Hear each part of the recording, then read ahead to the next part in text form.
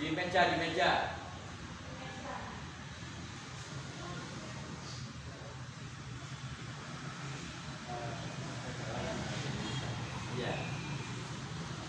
Coba ngomongin ini gak klop. Selamat sore para pemirsa, bersama saya ketemu Manekar Puncak Sastro. Para pemirsa yang berbudiman di mana saja berada. Saat ini saya berkunjung di kantor tabloid Insan Peduli Rakyat. Selalu rakyat dan rakyat dan rakyat yang selalu dikemandang di akhir satu tulisan. Saat ini saya bersama Pak Yudi di samping saya kanan saya akan ngobrol-ngobrol sama Pak Yudi ini terkait mengawali tahun 2022, tahun yang sangat bergandengan, di depannya 2, tengahnya kosong, belakangnya 222. Saya ingin tahu lebih jauh sama sesepuh kita Pak Yudi. Sonten, selamat sore Pak Yudi. Selamat sore. Pak Yudi, ini ngomong-ngomong santai terkait banyak sumber-sumber yang menunjukkan bahwa tahun 2022 akan ada suatu kemenangan yang besar untuk bangsa dan rakyat Indonesia yang gemilang.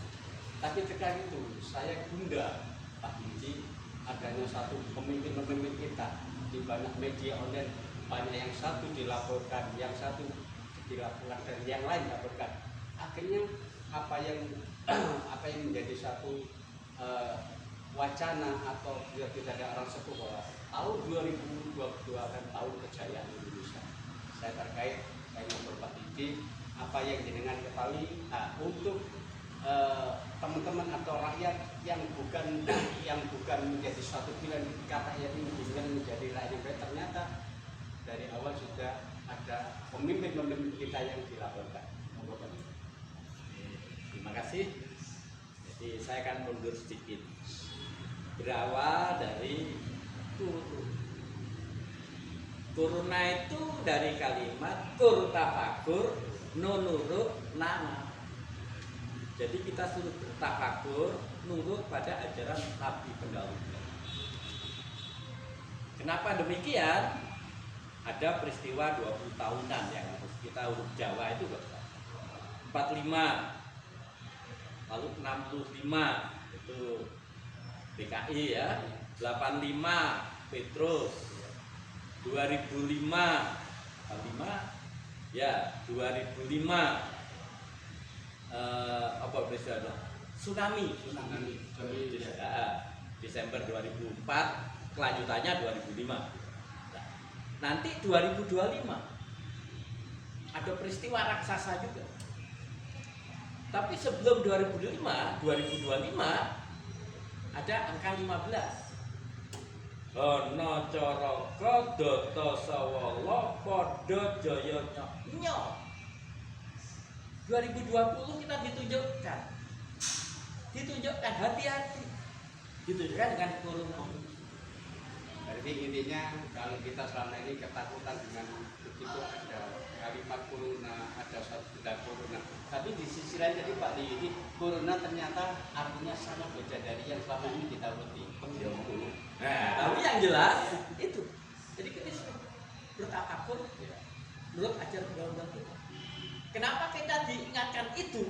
Karena energi alam, kekuatan alam semesta mencium 2021 bahwa muncul feudalisme baru. Jadi kalau di reformasi di Malaysia, di Vietnam, dan di India itu reformasi itu berangkatnya dihadapkan dengan pilihan milih kesejahteraan rakyat apa demokrasi, apa kesejahteraan. Ternyata mereka milih kesejahteraan rakyat karena saat sudah baru dilakukan demokrasi. Indonesia milih kesejahteraan rakyat apa demokrasi?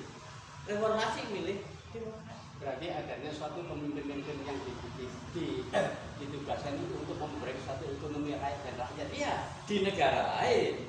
Indonesia dihadapkan di negara tetangga ini. Iya, Malaysia makmur toh, sejahtera toh. mengutamakan rakyatnya. Rakyat dulu, setelah rakyat ikutnya kuat, baru dilakukan demokrasi. Kembali lagi ada Pak Yudi terkait dengan corona. Corona tahun 2020 sampai 2021. Dan untuk memulai tahun 2002 ini berarti kita setelah tafakur di tahun 2020 2021 berarti kita akan suatu kemenangan lebaran di tahun 2020. Sebatas kita mohon maaf pada Tuhan yang Maha Kuasa agar alam diingatkan untuk memaafkan putra Indonesia. Karena apa? Indonesia milih, tadi dikatakan kesejahteraan apa demokrasi? Indonesia milih demokrasi. Di saat Indonesia miskin, rakyatnya miskin, pemimpinnya miskin, milih demokrasi, ya jujur tanlingji semua. Berarti Setan maling dan dididik. Untuk memilih demokrasi sebetulnya belum mulai harus memilih rakyat dulu ya. Kesejahteraan rakyat. Tapi mungkin karena lama dibuyong oleh Orde Baru sehingga muncul demokrasi. Demokrasi berlebihan. Ibaratnya lagi masuk angin. Dengan masuk anginnya demokrasi dan rakyat tidak dikembangkan, maka alam itu juga bergejolak ya. Alam bergejolak karena alam itu ditugaskan oleh Tuhan untuk memenuhi kebutuhan manusia. Maka kita mengajak, alam, aku salah, bantuan. Kan diperintah oleh Tuhan untuk memenuhi kebutuhan manusia. Bantuan, wangon membangun republik ini. Rakyat dan pemimpin jadi penjajah sudah. Saya advokat ya, belo di Bareng, Wonosalam. Bayangan saya dulu yang namanya penjajah itu penguasa dan pengusaha. Ternyata rakyat jadi penjajah. Hektar bayar saya 1 juta. Saya menyelamatkan 600 hektar. Ternyata yang sadar bayar nggak ono 10%. Berarti kan dari penjajah semua. Alam juga tidak bisa dibuat dikesampingkan. Nah, kalau menurut Pak ini alam tetap juga kita sebagai ada yang memanusiakan manusia, mengalamkan alam supaya alam itu tetap kita tidak kita jara, tetap alam itu juga menjadi suatu juga kebutuhan kita supaya alam itu tidak kita biarkan dan alam juga suatu saat kalau alam sudah berontak kejadiannya seperti itu ya Pak. Saya yakin alam tidak pernah berontak. Kenapa tidak pernah berontak? Sebelum Tuhan menciptakan manusia, Dia menciptakan alam semesta. Setelah alam diciptakan, baru Tuhan tahu gimana kalau saya ciptakan manusia.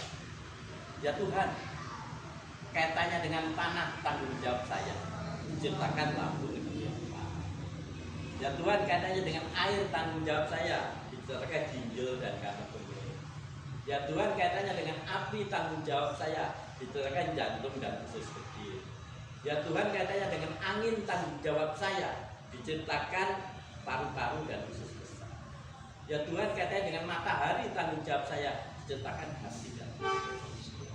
Berarti intinya alam ada di diri kita semua Pak ya. Ada di kita. Dan dia juga untuk memenuhi kebutuhan manusia. Ini aku ketemu karo Pak Yudi. Nek jelasnya masalah alam ngeri bro. Sing penting pulau-pulau Pak Yudi di tahun 2022 kita lebih dari di tahun 2020 karena kita banyak belajar dari tahun 2001 adanya corona yang diartikan Pak Yudi sangat dasar. Dulu sampai aku sastra Pak Yudi menurut pohon untuk wassalam.